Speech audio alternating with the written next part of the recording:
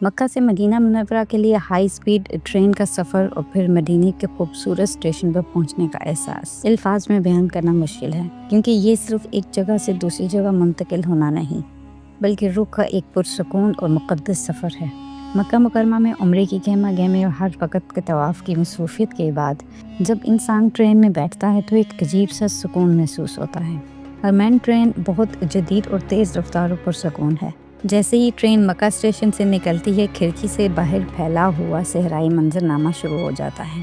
دل میں ایک طرف بیت اللہ کو چھوڑنے کی اداسی کا ہلکا سا احساس ہوتا ہے تو دوسری طرف کم و بیش 300 کلومیٹر فی گھنٹے کی رفتار سے دوڑتی ہوئی ٹرین کے ساتھ ہی دل کی دھڑکن بھی تیز ہو رہی ہوتی ہے کہ اب اگلی منزل سردار دو جہاں صلی اللہ علیہ وآلہ وسلم کا شہر ہے۔ آرام دہ سیٹ پر بیٹھ کر درود شریف پڑھتے ہوئے یہ 2.5 گھنٹے کا سفر یوں گزرتا ہے جیسے وقت کو پر لگ گئے ہوں۔ مدینہ اسٹیشن پر اترتے ہی جو سب سے پہلی چیز دل کو چھوتی ہے وہ وہاں کی فضا کا بے پناہ سکون ہے۔ مکہ کی نسبت مدینے کی ہوا میں ایک خاص ٹھنڈک، نرمی اور ایسی مٹھاس محسوس ہوتی ہے جو روح کو سرشار کر دیتی ہے۔ مدینہ منورہ کا ریلوے اسٹیشن بھی مکہ کے ریلوے اسٹیشن کی طرح بہت جدید اور خوبصورت ہے۔ جیسے ہی ٹرین اسٹیشن پر رکتی ہے، آپ کے قدم باہر نکلتے ہیں تو آپ کو بالکل ایک مختلف دنیا کا احساس ہوتا ہے۔ قدم رکھتے ہی دل پکار اٹھتا ہے کہ میں اس شہر آ گئی ہوں جہاں کائنات کی سب سے عظیم ہستی صلی اللہ علیہ وآلہ وسلم آرام فرما رہے ہیں۔ مکہ کا سفر جلال اور عظمت کا سفر ہوتا ہے جہاں اللہ کی بڑائی دل پر طاری ہوتی ہے، جبکہ مدینہ کا اسٹیشن اس جمال اور رحمت اور بے پناہ محبت کے سمندر کا پہلا دروازہ ہے جہاں پہنچتے ہی ہر پریشانی دور ہو جاتی ہے۔ اسٹیشن سے ہم سیدھے ہوٹل پہنچے اور مکہ کے ہوٹل کی طرح یہ ہوٹل جو ہے یہ بہت چھوٹا تھا۔ اس کے صرف 3 فلور تھے اور 3rd فلور پہ ہی ہمارا روم تھا۔ روم میں جاتے ہی ہم لوگوں نے اپنا سامان رکھا اور میں نے سب سے پہلے کھڑکی کا پردہ ہٹا کر باہر دیکھنا چاہا۔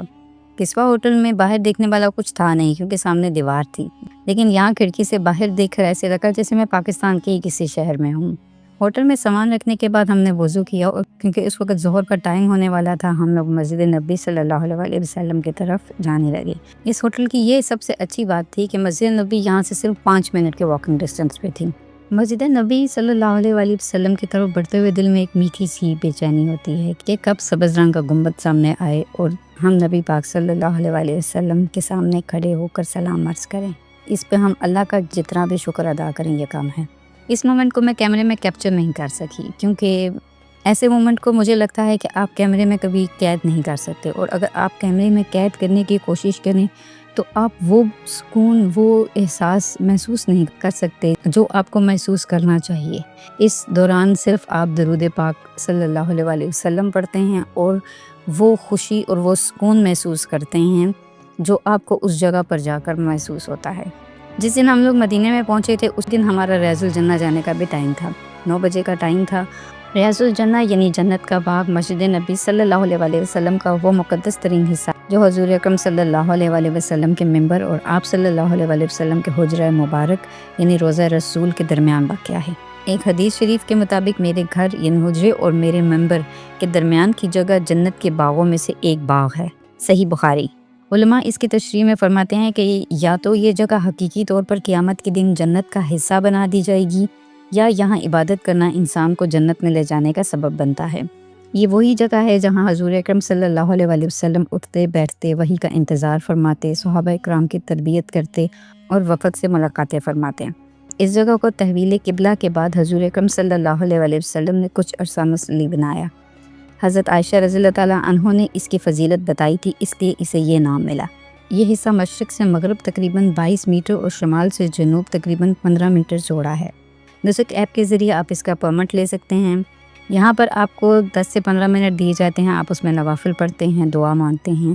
یہاں پر جو سکون محسوس ہوا وہ شاید مجھے کبھی بھی محسوس نہیں ہوا، اور یہاں پر دعا مانگنے کا جو مزہ مجھے آیا تھا وہ میں لفظوں میں بیان نہیں کر سکتی ہوں۔ 10-15 منٹ کے بعد ہمیں خود بخود وہ باہر جانے کے لیے کہہ دیتے ہیں۔ یہاں سے نکلنے کے بعد ایسا محسوس ہوا کہ واقعی ہم جنت سے ہو کر آئے ہیں، وہ سکون محسوس ہوا۔ یقین کیجئے کہ ریاض الجنہ سے نکلنے کا دل نہیں چاہ رہا تھا۔ تقریباً 10 بجے کے قریب ہم لوگ واپس ہوٹل آئے کیونکہ صبح ہم لوگوں نے زیارت کے لیے نکلنا تھا۔ اگلی صبح جو ٹیکسی ڈرائیور ہے وہ نیچے ویٹ کر رہا تو ہم جلدی میں وہاں پر پہنچے کیونکہ آلریڈی ہم لوگ بہت لیٹ ہو چکے تھے۔ گزرتے گزرتے ہم لوگوں نے ترک کی آخری جو انہوں نے مسجد بنائی تھی وہ بھی ہم لوگوں نے دیکھی. وہ اب اوپن نہیں ہے لیکن صرف ٹورزم کے لیے اوپن ہے. اب وہاں پر نماز شاید نہیں ہوتی، لیکن ہم لوگوں نے اس کے سامنے ہی موجود ریلوے اسٹیشن بھی دیکھا. یہ ریلوے اسٹیشن بہت فیمس ہے، اگر آپ لوگوں نے سنا ہو. اس ریلوے لائن کی تعمیر کا حکم سلطنت عثمانیہ کے سلطان عبدالحمید دوم نے 1900 میں دیا تھا. اس کا بنیادی مقصد دمشق کو مدینہ منورہ سے جوڑنا تھا تاکہ مسلمان حجاج اکرام کا سفر آسان، محفوظ اور سستا ہو سکے. کہا یہ جاتا ہے کہ اس ریلوے اسٹیشن کے آغاز کرنے سے پہلے ہی اسے بند کر دیا گیا تھا، کیونکہ اس زمانے میں ٹرین کی آواز بہت زیادہ ہوتی تھی اور یہ مسجد نبی سے بہت قریب اسٹیشن ہے اور یہاں کا شور مسجد نبی تک پہنچتا تھا، جس کی وجہ سے سلطان عبدالحمید نے یہ حکم دیا تھا کہ یہ ٹرین کبھی نہیں چلے گی، کیونکہ میرے نبی پاک صلی اللہ علیہ وآلہ وسلم کو شور نہیں پسند. اس لیے یہ ٹرین آج بھی ویسی ہی وہاں پر کھڑی ہے. اس کے بعد بدر کے مقام تک جاتے ہوئے ہمیں راستے میں آب شفا کا کنواں ملا. مدینہ منورہ سے تقریباً 80 کلومیٹر کے فاصلے پر عالیہ نامی گاؤں میں واقع ہے، جو تاریخی غزوہ بدر کے میدان کے قریب تھا. یہ کنواں تقریباً 1400 سال پرانا ہے. جب یہ کنواں کھودا گیا تو اس کا پانی انتہائی کڑوا، نمکین اور زہریلا تھا. جو بھی انسان یا جانور اسے پیتا وہ سخت بیمار ہو جاتا. روایت کے مطابق جب نبی کریم صلی اللہ علیہ وآلہ وسلم اپنے صحابہ کرام کے ہمراہ اس علاقے سے گزرے اور مقامی لوگوں نے پانی کے زہریلے ہونے کی شکایت کی تو آپ صلی اللہ علیہ وآلہ وسلم نے اس کنویں میں اپنا لعاب مبارک ڈالا. اللہ کے حکم سے وہ کڑوا اور زہریلا پانی نہ صرف میٹھا ہو گیا بلکہ اس میں بیماریوں میں شفا کی خصوصیت بھی پیدا ہو گئی. اسی وجہ سے اس کا نام بئر شفا اور اس کا پانی کو آب شفا کہا جاتا ہے. یہاں پہ ہم لوگوں نے جبل نور کی طرح بہت سے لوگوں کی حاضریاں بھی دیکھیں، ارد گرد کے پہاڑوں کا منظر بھی دیکھا، اور موسم اچھا ہونے کی وجہ سے، کیونکہ مکے میں تھوڑی گرمی تھی اور مدینے میں موسم جو ہے وہ کافی بہتر تھا. لیکن دسمبر میں عمرے کے لیے بہت لوگ آتے ہیں تو رش بہت زیادہ تھا، مکہ مکرمہ میں بھی اور مدینے میں بھی. یہاں سے ہم لوگوں نے آب شفا لیا بھی اور نیکسٹ منزل کی طرف ہم بڑھ گئے. گاڑی میں جاتے ہوئے باہر جب آپ پہاڑ دیکھتے ہیں تو یہ سوچ میرے ذہن میں بھی آئی تھی، اور یقیناً بہت سارے لوگوں نے یہ سوچا ہوگا کہ آج یہ سہولت موجود ہے کہ ہم اے سی والی گاڑی میں بیٹھ کر جا رہے ہیں، سڑکیں موجود ہیں، لیکن اس زمانے میں نبی پاک صلی اللہ علیہ وآلہ وسلم اور باقی صحابہ اکرام کو کتنی مشکلات پیش آئی ہوں گی اتنا لمبا سفر کرتے ہوئے، کیونکہ وہ بدر کے مقام پر غزوہ بدر کے لیے جا رہے تھے. اور غزوہ بدر کی جو تاریخ ہے وہ آگے جا کے میں آپ لوگوں کو ڈیٹیل میں بتاؤں گی. لیکن یہاں پر موجود پہاڑوں کو دیکھ کے مجھے ایسا لگتا تھا کہ شاید آج بھی کوئی ایسی جگہ ان میں سے موجود ہو جہاں نبی پاک صلی اللہ علیہ وآلہ وسلم کے قدم مبارک پڑے ہوں، اور وہ جگہ آج بھی ویسی ہے، وہاں کسی اور کے نہ پڑے ہوں. وہ احساس جو مدینے کی زیارت کے دوران تھا وہ مکے کی زیارت کے دوران نہیں مجھے محسوس ہوا. بہت ڈیفرنٹ وائبس تھی مدینے کی. راستے میں مسجد عریش ہم لوگوں نے دیکھی ہے. یہ مدینہ منورہ سے تقریباً 150 کلومیٹر کے فاصلے پر بدر کے مقام پر واقع ہے. یہ وہ جگہ ہے جہاں اسلام کا پہلا مارکہ یعنی غزوہ بدر 2 ہجری 626 ہجری لڑی گئی. عربی میں عریش کھجور کی ٹہنیوں اور لکڑیوں سے بنائے گئے ایسے سائے کو کہتے ہیں جو دھوپ سے بچنے کے لیے بنایا جاتا ہے. انصار کے جلیل القدر صحابی حضرت سعد بن معاذ رضی اللہ تعالیٰ عنہ نے مشورہ دیا کہ رسول اکرم صلی اللہ علیہ وآلہ وسلم کے لیے میدان جنگ کے قریب ایک بلند ٹیلے پر ایک سائبان یعنی عریش تیار کیا جائے، جہاں سے آپ صلی اللہ علیہ وآلہ وسلم جنگ کی نگرانی فرما سکیں. آپ صلی اللہ علیہ وآلہ وسلم نے اس مشورے کو پسند فرمایا اور وہاں یہ عریش تیار کیا گیا.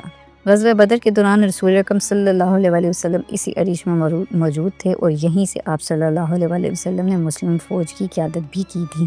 جنگ کی رات اور دوران جنگ رسول اکرم صلی اللہ علیہ وآلہ وسلم نے اس عریش میں اللہ تعالیٰ کے حضور وہ تاریخی دعا مانگی جس کے الفاظ سیرت کی کتابوں میں محفوظ ہیں.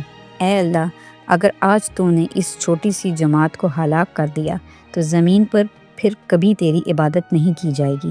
اے اللہ، اپنا وہ وعدہ پورا فرما جو تو نے مجھ سے کیا تھا. اسی مقام پر دعا کے دوران آپ صلی اللہ علیہ وآلہ وسلم پر غنودگی طاری ہوئی اور اللہ تعالیٰ نے فرشتے اتار کر مسلمانوں کی غیبی مدد فرمائی. مسجد میں ہم نے 2 نفل پڑھے. مسجد سے باہر نکل کر کچھ فاصلے پر یہ جو آپ کو جگہ نظر آ رہی ہے، کہا یہ جاتا ہے کہ کفار کے یہاں پر خیمے لگے ہوئے تھے.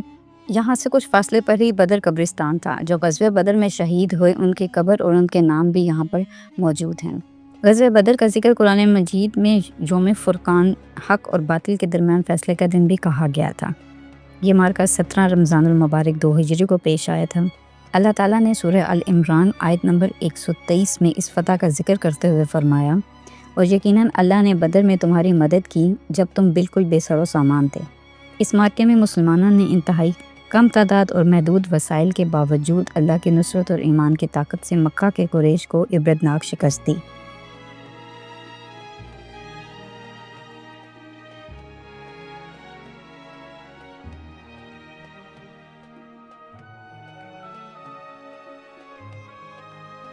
قبرستان سے نکل کر کچھ ہی فاصلے پر جبل ملائکہ یعنی فرشتوں کا پہاڑ بھی موجود تھا۔ یہ پہاڑ غزوہ بدر کے حوالے سے ایک انتہائی مقدس اور تاریخی مقام ہے۔ یہ وہ پہاڑ ہے جس کا تعلق براہ راست اللہ تعالیٰ کی غیبی مدد اور فرشتوں کے نزول سے ہے۔ یہ پہاڑ میدان بدر میں واقع ہے۔ مدینہ منورہ سے جب آپ بدر کی طرف جائیں تو یہ ریتلا پہاڑ میدان جنگ کے ایک رخ پر واضح نظر آتا ہے۔ اسی مقام کو ریت کا بڑا ٹیلہ بھی کہا جاتا ہے، لیکن اسلام میں یہ جبل ملائکہ کے نام سے مشہور ہے۔ یہ عام پتھریلے پہاڑوں کے برعکس بالکل باریک اور نرم سفید ریت کا بنا ہوا ایک منفرد پہاڑ ہے۔ ہم نے کچھ اوپر جانے کی کوشش بھی کی تھی، کیونکہ کہا یہ جاتا ہے کہ آج بھی کہیں اس ریت کے نیچے فرشتوں کے قدموں کے نشان موجود ہیں۔ ہم نے تھوڑا اوپر جانے کی کوشش کی، لیکن ہم زیادہ اوپر نہیں جا سکے تھے۔ 17 رمضان المبارک 2 ہجری کو جب بدر کے میدان میں 313 نہتے مسلمانوں کا سامنا مکہ کے 1000 سے زائد لیس لشکر سے ہوا، رسول اکرم صلی اللہ علیہ وسلم نے اللہ تعالیٰ کے حضور دعا مانگی اور اللہ تعالیٰ نے فرشتے اتار کر مسلمانوں کی غیبی مدد فرمائی۔ قرآن کریم کی بہت سی آیات میں بدر کے دن فرشتوں کی آمد کا تذکرہ موجود ہے۔ سورہ ال عمران کی آیت 125 میں ہے، کیوں نہیں اگر تم صبر کرو اور تقوی اختیار کرو اور وہ اپنے اسی جوش میں تم پر آ پڑیں تو تمہارا رب 5000 نشان زدہ فرشتوں سے تمہاری مدد کرے گا۔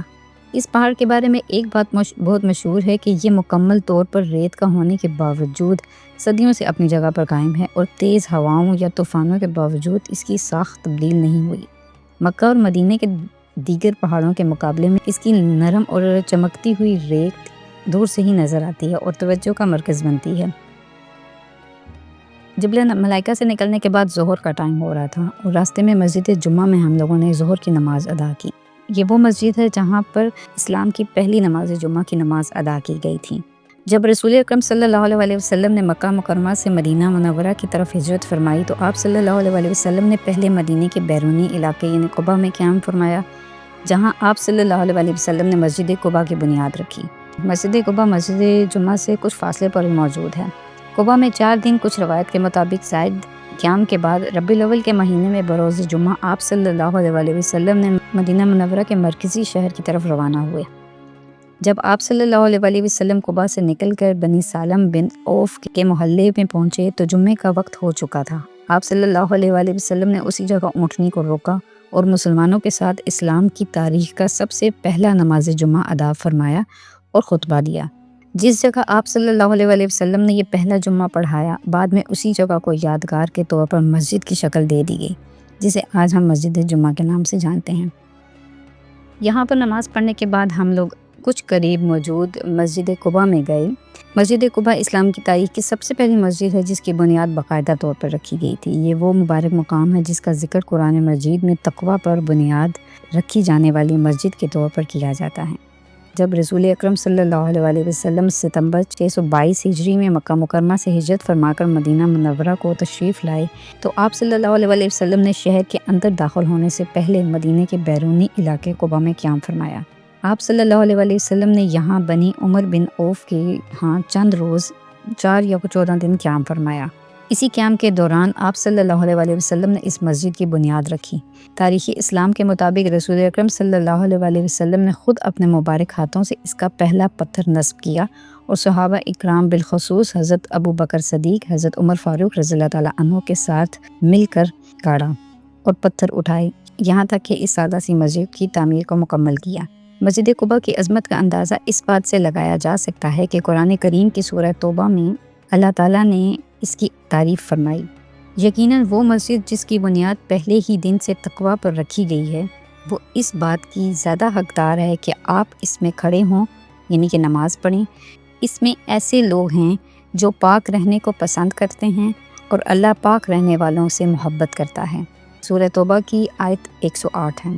رسول اکرم صلی اللہ علیہ وسلم کو مسجد قباء سے شدید محبت تھی۔ آپ صلی اللہ علیہ وسلم مدینہ منورہ منتقل ہونے کے بعد بھی ہر ہفتے پیدل یا سواری پر یہاں تشریف لاتے اور نماز پڑھتے۔